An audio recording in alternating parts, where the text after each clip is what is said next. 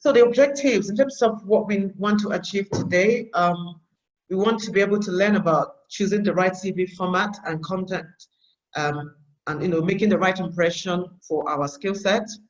We want to be able to demonstrate our abilities, our passion, our achievements in the best possible way.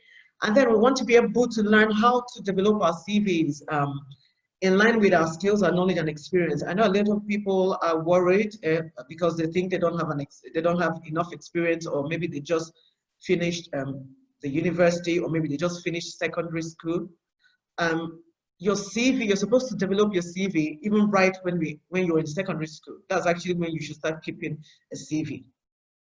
Okay, but it's not yet late. It's not late. You can start today. If you don't have a CV, you can learn to build one today at the end of the workshop. I'm going to send you the workbook, and where you can get some suitable templates to be able to start building your CV.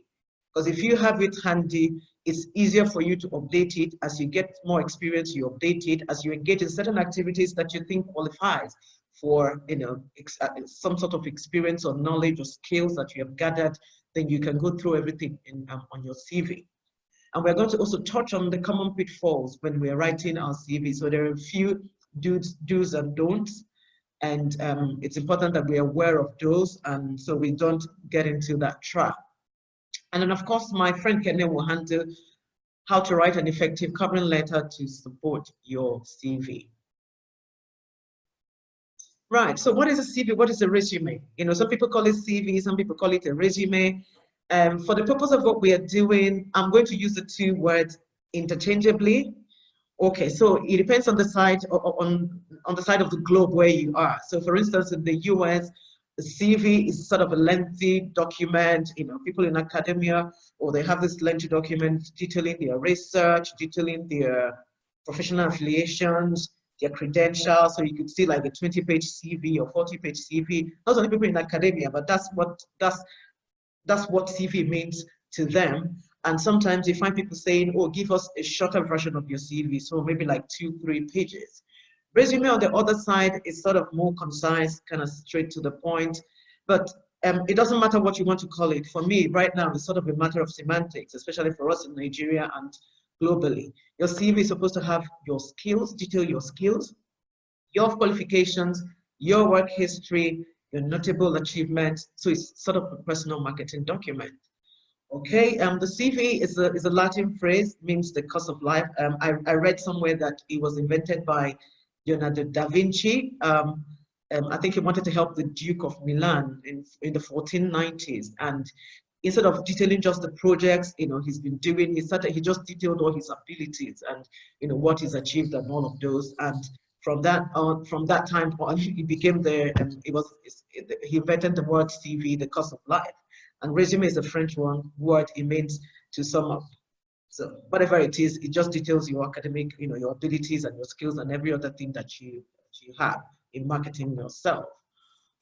And I came across this quote by Bernard Kelvin Cliff. It says, your CV is just a commodity.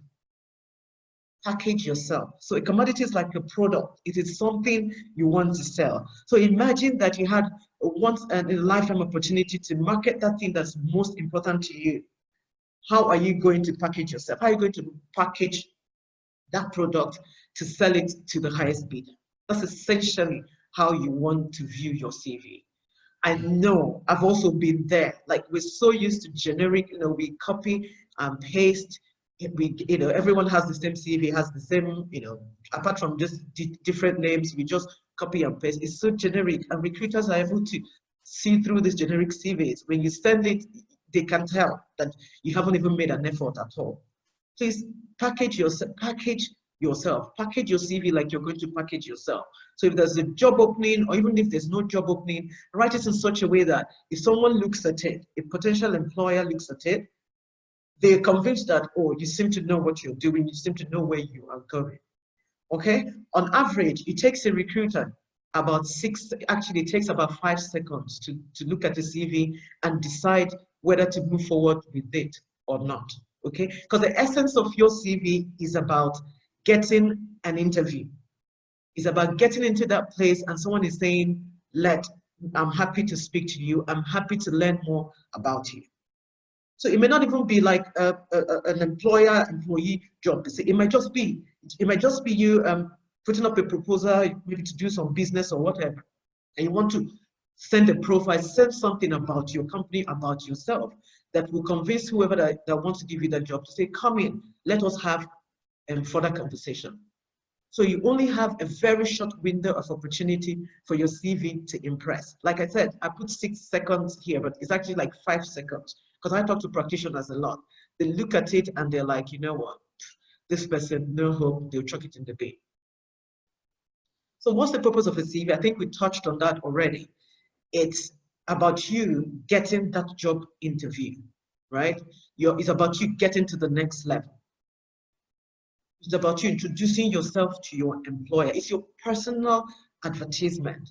So it should have the right amount of information, and of course it has to be in a professional format, okay? So don't go and start painting pictures or using all sorts of different fonts. You know, people are using pink and green and red and gray, and some are cursive, some are bold, some are, yes, there are places in your CV that you have to bold out, but it has to be very, very professional, and most importantly, contain the right amount of information, not a lot of garbage, because recruiters can see through, you know, people dumping stuff just for the heck of it. So what do you put in your CV? Typically, it's your personal details, right? So it starts, and usually most CVs contain sort of the same information, just that sometimes the sections differ a bit, and you know what you tend to highlight differs a bit depending on the job that you're looking for, depending on the experience that you have. Okay, so if you're a student, for instance, you probably focus more on your education, on your qualification, on the skills that you gathered while you were in the school. That's what tends to happen. But when you're very experienced, once you've done your personal detail and your professional profile, you're going straight to talk about your experience, because that's what you are about. And then education comes somewhere at the back, and people tend to just keep it simple. If I have a master's, if I have a BSc, right? But if you're not there yet, it's more of your academic, your education that you tend to showcase, and your achievements at school and all of those. So it starts with your personal details, which is your name, so boldly written at the top. When I send you the workbook, you also see some templates. So it's your name boldly written at the top. It's your email address, an email address that works, functional email address, a functional number, and probably your address, because you know most people will ask for your home address. In Nigeria, even abroad, we ask for home address. In Nigeria as well, they also ask for bio data. Okay, so sometimes you'll be asked to talk about to list your date of birth. Some people will be asked their marital status or the number of children that they have.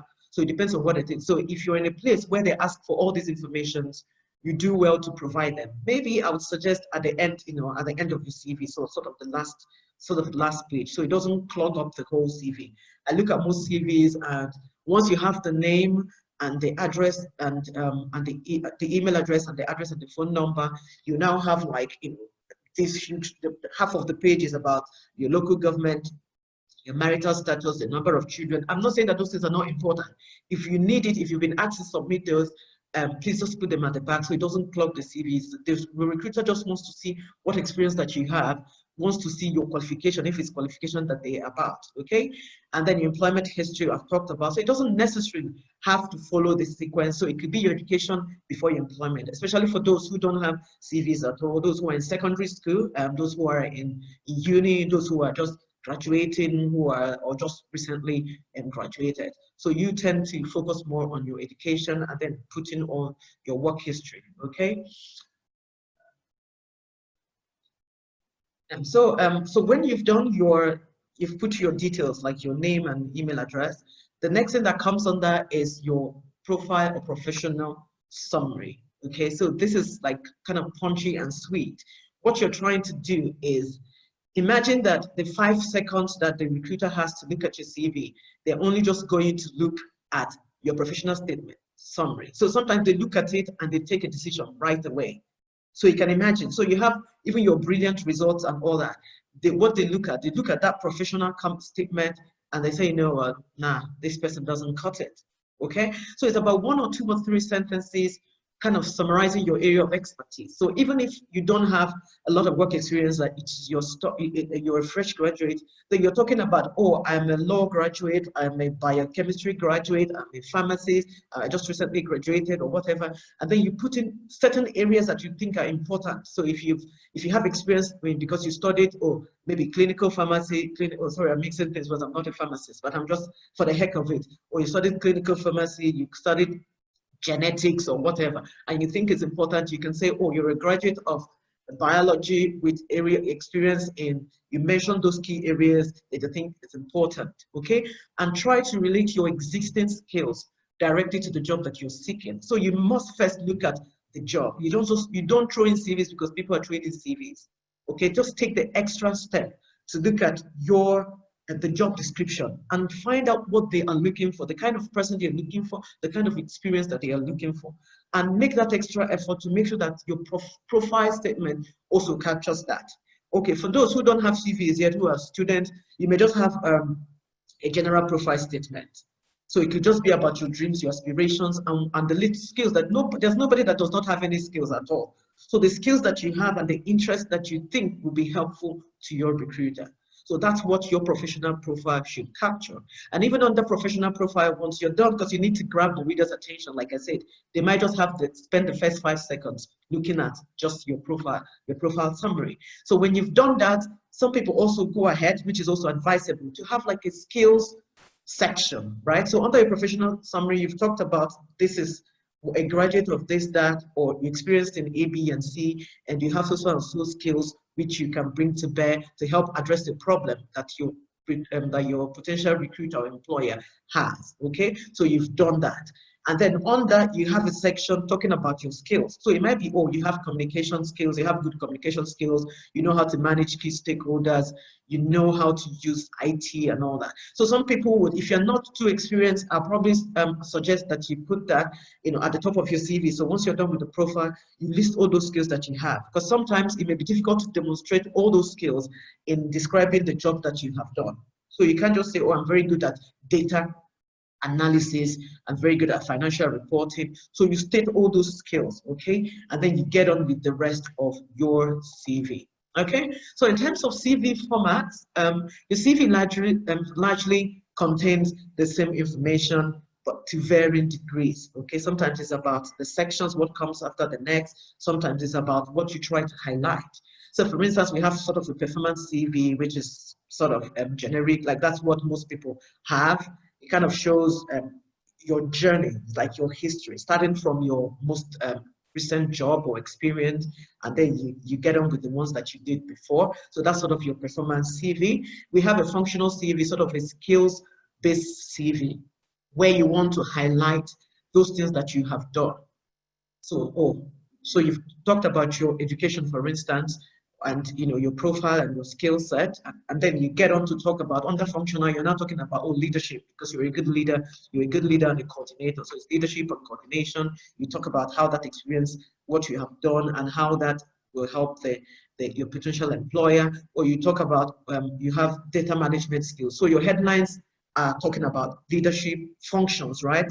Leadership, analysis, and all of those. Whereas the other one will probably start with the role that you have played, the company. You will still have the company, but the headlines under functional is more like the functions that you have done before and the skill sets that you have.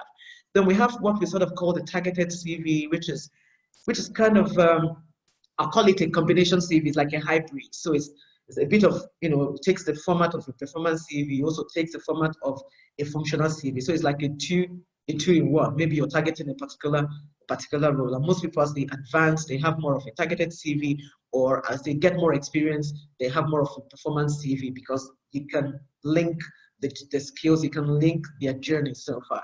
Then we've got the student graduate CV. So like I said, you start your CV when you're in secondary school. That's when you need to start keeping your CV. Some people even start in their primary school. They're documenting the things that they're doing, their hobbies, the things that they're interested in, their passion and all that.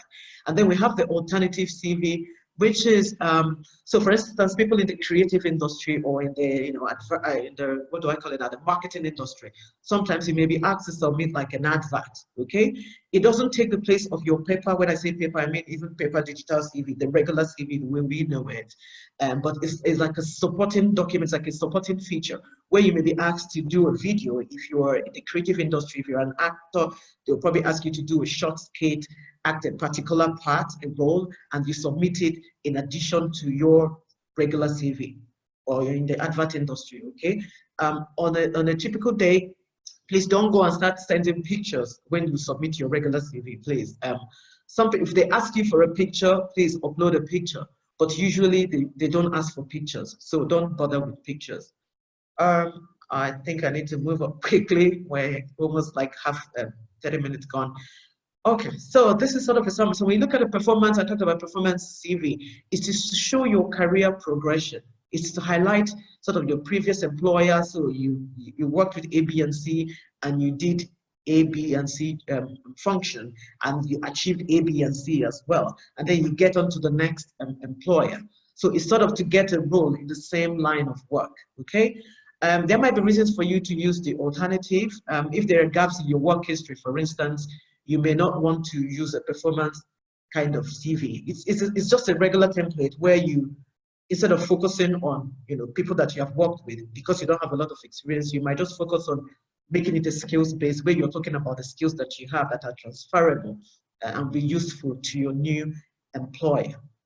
Okay, so that's when you use a performance CV, that you have a proper career progression and you want to showcase that.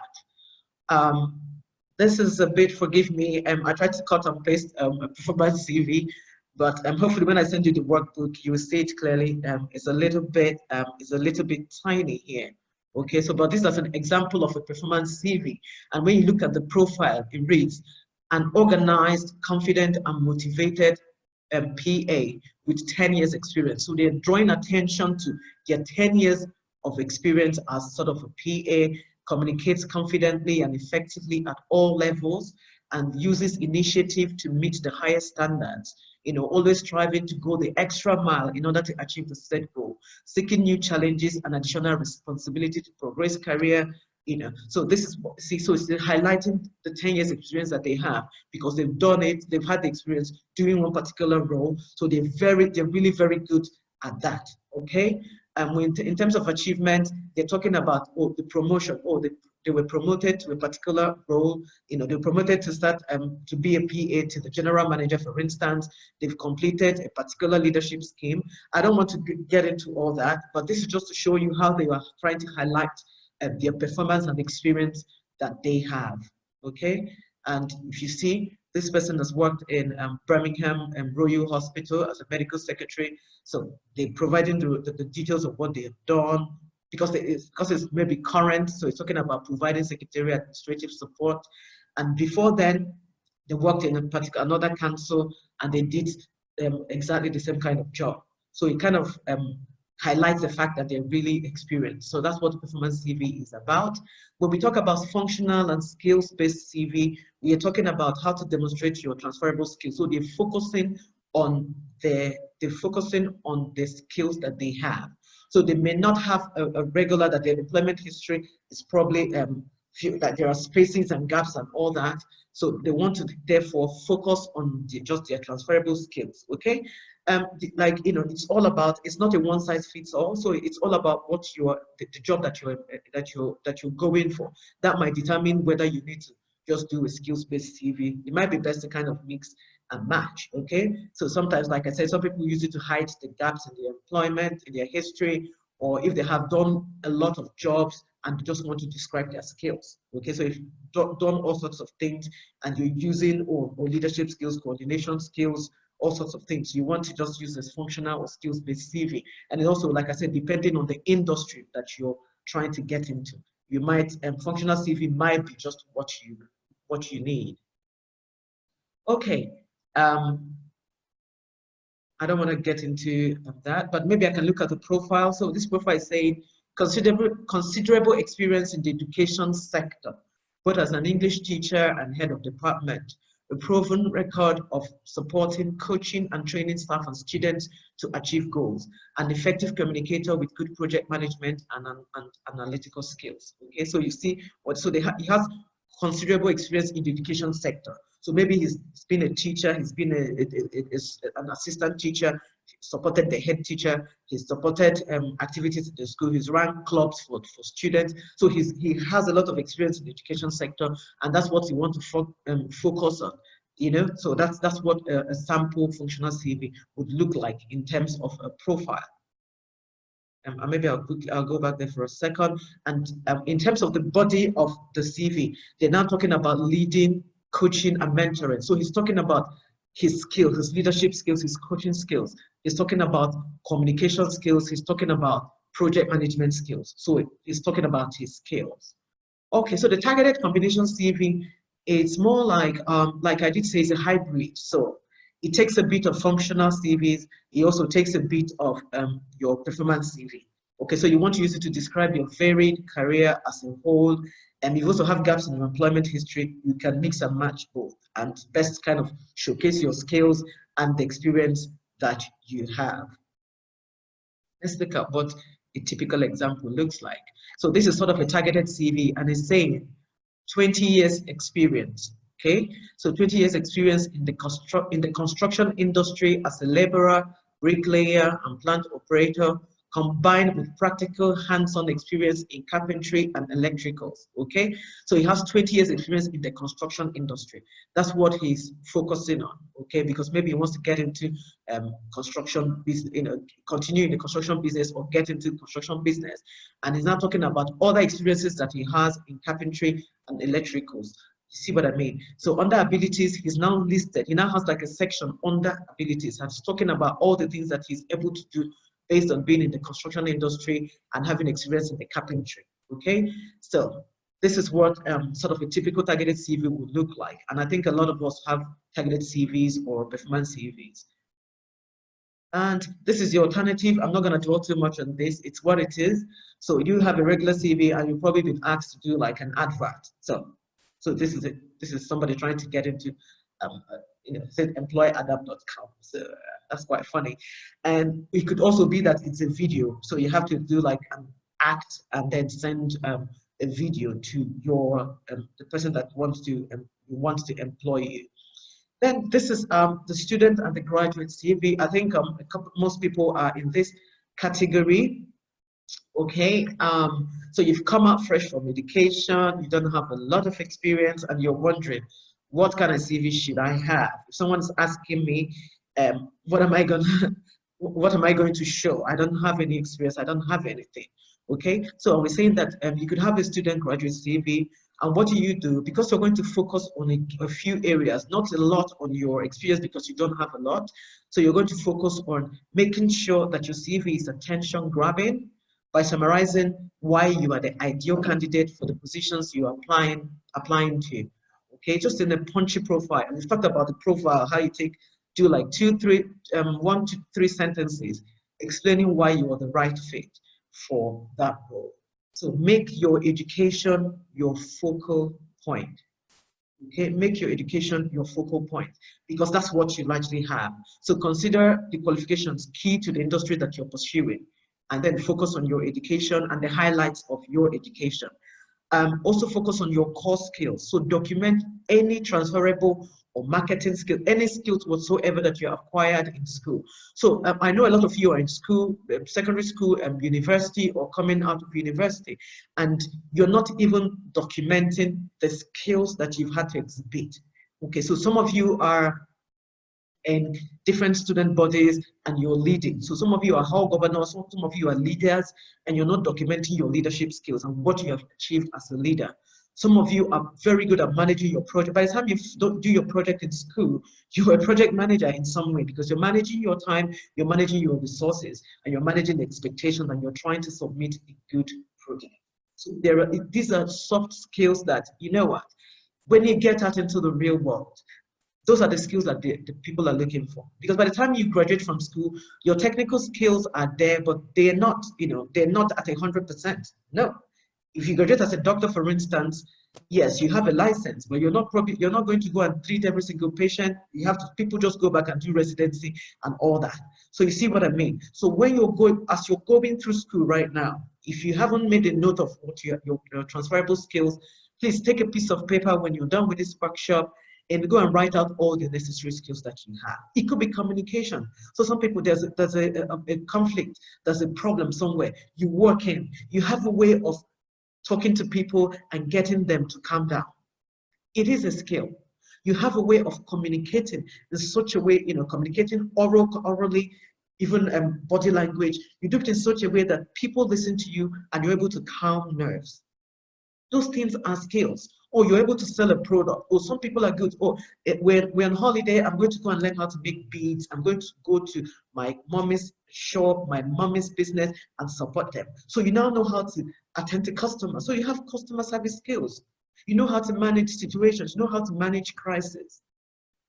Okay, you know how to manage difficult people. So there's nobody in this room that does not have skills that are marketable, that they can put in their CVs. Please make sure, that's my homework for you. Make sure that you take a pen and pencil, so a pen and paper, and write all the activities that you engage in at school, if you're still in the university or whatever, and then make those notes. And from your notes, you can now find out the skills that you have. You have problem-solving skills. You come in and there's a situation. You know, some people will come in and there's a situation, and somebody will say, call Ife, call Kenneth, call Chiamaka, call John, call Mohammed. Whenever you call them, they always have a solution because they are critical thinkers. They can think through problems. They can think through situations. And those are skills. You have problem-solving skills. Oh, you are at home. You're the oldest person at home or something, taking care of your younger ones. You have management skills. Okay, so those skills, you can throw them in. They can translate into something meaningful when you get into the workplace. Passions. Why are you pursuing? What are you interested in? And why are you pursuing that particular chosen career? What makes you a good fit? So you can showcase those. Okay, I'll move on to the next slide quickly. And to help you do that, you can use a template. You don't want to have a CV that is all over the place. You want to use a template. So there are loads of templates on the internet. I think when I send the workbook, I can also put in some resources, some websites where you can go and download templates that will help you put your CV together as someone who has limited experience. Okay, so use a template. Start by listing your background information, then you start organizing them into categories. Okay, it's good to use a bullet list because it helps to keep the information concise. So if you have this skill, you have it, someone looking at it knows what you have. Don't go and write like one big paragraph trying to describe something. It makes it difficult to read. So it's good to use bullet points where you can. Make sure that your format is uniform. So I've talked about if you're using bullet points, please use bullet points all through. Use bullet points all through. Then make sure you proofread and edit. I'm going to come to that now because it's something that affects everybody. It doesn't matter the experience that you have. Proofread your CVs. Tolu will probably say something about that because we know how recruiters throw away CVs just because they found one error. The same way with your cover letter. People write, you put your name there and you start your name with what's it called? Small letters instead of using capital letter to start your name. Just something like that alone, they will throw your CV away. Or you have your profile statement, which is good, which is punchy, which goes straight to the point. And they see that you started it with a small letter or that you haven't done your spell check. Sorry.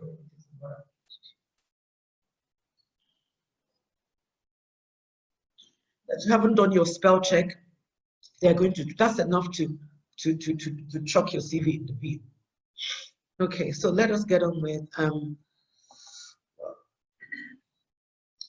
I'm going to send you this when I send you the workbook, okay? But just for the heck of it, this profile, this is a student, a graduate CV, and he's saying that this is his profile. He's saying a versatile and professional industrial biotechnology graduate. So he's talking about I'm a biotechnology graduate with wide-ranging experience in a variety of bio-related areas, including research planning, because when he was in school, he did research planning, he did planning advisory, he did procurement of lab equipment, maybe he did some volunteering work and learned how to procure lab equipment, biogenetics law, and report writing. He's a graduate, but he's also showcasing the knowledge that he's gathered whilst at school and the little experience that he also gathered.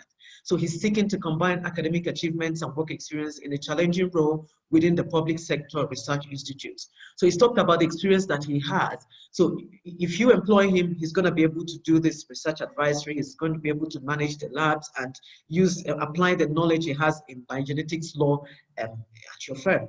So this is what sort of a graduate CV looks like. Okay, and you see under that, he's talking about his education and qualification. He has a BSc in industrial biology, and he has a 2-1.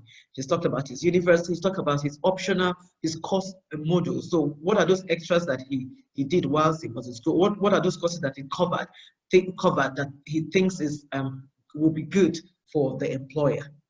And then you see every experience counts. So this is talking about voluntary experience. So this person volunteered as a research assistant while they were in school. So it could be just some people would even approach their lecturers or some, depending on how the school is, to say, oh, I would like to volunteer. I would want to come in from time to time. Some people go to secondary schools and say, can I volunteer in the lab? Can I help with the student, with managing the students during their practicals? And they're university students. They can go and volunteer. And that way they have voluntary experience and see all that he's done, he's achieved doing the voluntary experience. It might be that he's still doing the voluntary experience. That's why he's saying providing in the independence. So he's still providing it. It means that he's still volunteering. Okay. Here under work experience, he has done the student union cafe. So they have like a book club in the university, and he's there. He works as a supervisor. So he's listing all his roles. He served customers. He managed the club in line with the policies, and and so forth, and so on and so forth. Okay, so this is a graduate, and he has things to throw into his CV. It's not completely blank, and the things are straightforward. So it's not like he's trying to make up stories. He's talking about additional information. I would even move this part to the top, where he's talking about he's fluent in Spanish and French. He knows how to use IT packages. Okay, let's move on quickly. Summary, I think I've already talked about what you need to do if you're using a performance CV, a functional CV, a targeted combined, and of course the student graduate. And one more thing that's really important for those who don't have a lot of work experience and just experience in general, and everyone in general, we also write our CVs for robots. We have the applicant tracking system. So when you write, you're not just writing for a recruiter that's sitting on the table and downloading your CV and looking at it. You're writing for robots. And robots are what? It's technology, right? So they're not human beings, but they've been programmed to act like human beings. They make the task easy. On a typical day, they would reject about 75% of the CVs. You know why? Because people are going to submit a CV that's so generic, they haven't included any keywords at all. They haven't looked at the job. It is obvious they haven't looked at the job description. They haven't included their dates of employment, because the robot might be looking at dates. So maybe what they want to do is to screen out those who have more than, say, 10 years experience, because they're looking for people who have 5 years experience. So the dates you put in your CV would help the robot, figure out the number of years of experience that you have. So when you write, remember you're writing for human beings, you're writing for robots as well, especially for all these big recruiters, NMPC, all these big recruiters. That's what they take your CV, they tell you to upload it, and that's it. The robot does the job for them. So some of the things are, use plain Microsoft Word. In fact, if you're not sure, I advise you to submit your CV in the Word version. Don't do PDF. Okay, I know PDF helps to preserve the format, but please don't do PDF. Please just do Microsoft Word. So that way, if it's something that's going to go through an applicant tracking system, for instance, they just say go on the website and upload it. That way you will not be screened out, because the PDF, it's difficult to read PDFs. And make sure that you use a font that is readable, that is professional, maybe Arial, Calibri, Times New Roman, professional fonts. Don't go and start using Comic Sans and someone drawing on the sand. It's not professional. And make sure that you use margins, at least 1 inch on all the sides. So some people will come and do very tight, like they expand the margin of the pages that you can't even see where the sides start and where they end. So everything is just all over the place. Okay, so just because you don't know who's going to look at this CV, it is important that you follow the right format, and then make sure that your CV doesn't get thrown out by the robot. So common CV mistakes, I think we've covered a lot. When it's difficult to read, that's why we suggested that you use templates. When you use a template, it's easier to read, it's easier to be organized. When it's too long or too short, so too long, you have 5 pages of garbage, excuse my language, no, just put in the necessary information. So before you submit your CV, look at it again, look at the job description and see. So if sometimes people just send CVs, there's no job description, they just want to forward a CV. So make sure that you keep it the right length, that you cover your skills, cover all the basic requirements before you submit it. And then I've talked about the typing errors. I can't overemphasize just doing proofread. The Microsoft Word has a spell check. Please use the spell check. Use a spell check. It will pick all these errors and you can correct them. The words you use are also very important. So we talked about use action words, okay? Adapt to your audience, highlight your strengths, avoid cliches, because people will talk about hardworking, just hardworking. That's it. You look at their profile statement, hardworking human being. People like me, and those things are so generic. Nobody's interested in knowing if you're hardworking. What has the hardworking? You're being a hard worker. What has it done for you? How can you demonstrate how hard work has helped you achieve a particular goal or complete a particular task? So these are some of the words. If it's something that you've already done, okay, you are using, if you're creative, for instance, or maybe let's talk about leadership, for instance, you're saying approved this, you negotiated, you produced, you recommended, you reorganized. So there are words that you throw into your CV that makes you look like an achiever, okay? It's not like you're making up stories. Those are things you did, okay? So just go straight to the point, pick those words and use them. Achievement, achieved, I built, developed, established, expanded, solved a problem, managed a crisis, okay? So you learn to use some of these words, these words. They help to make your CV more readable, and of course, and they will, and make the recruiter like to call you for the interview. I think I'm going to quickly end here. Keywords are also words and short phrases that relate to the job requirements. When you've read the job requirement, you will know what keywords to use. So if you're a customer service representative, some of the keywords are going to be using customer service, customer tracking system, managing customers, computer skills. So you throw in these keywords because sometimes that's what the recruiter is looking for. Have you used the keywords? Using the keywords demonstrates that you understand what the role is about. Okay. Common pitfalls to avoid. I think we've talked about these ones already. Typos. Please proofread. You're copying large amounts from the job posting. So there's a job posting, you just do copy and paste and put it on your CV. That's not good. Inappropriate email address. We know your slay queens, your dudes. Please don't have an email like slayqueen@yahoo.com, slayqueen@gmail, hotdude at whatever.com. Please use professional emails. If you don't know what to do, please use your name. rosemary.ezekwe@gmail. Chiamaka.whatever. Just use your name, Mohammed.whatever at your. Don't start using names that are funky at email at so email address. That's not good. Include a list of your skills, like I said, is important. So include a list of your skills so we know exactly what you're about. Choosing the wrong format, yes. And also people do CVs and they detail more tasks than results. Okay, so some people are they take their job description and just put it in there. So when they were recruited, where they were working, they were given a job description. So you have to file documents every month. So when you look at the CV, filing documents, closing doors, what we're saying is, yes, you're meant to file documents. Just say you effectively file documents and you make sure that there are no errors at all. So you're saying that it's your role, it's your task, but you have also achieved results. Okay, so what has filing documents got to do with what you need to bring to the table? So you can't just say task, filing documents, answering phone calls, responding to emails. Those things are just tasks. So make sure that you also relate them to results, okay? I talked about the photo. If you haven't been asked to add a photo, please don't ask photos. One key one, please don't lie on your CV. They can tell, we've been there. Don't lie on your CV. Don't start fabricating things. Because once I look at it, I can tell, once I ask you a question, I know that you fabricated things, that you're exaggerating, overly embellishing your qualifications.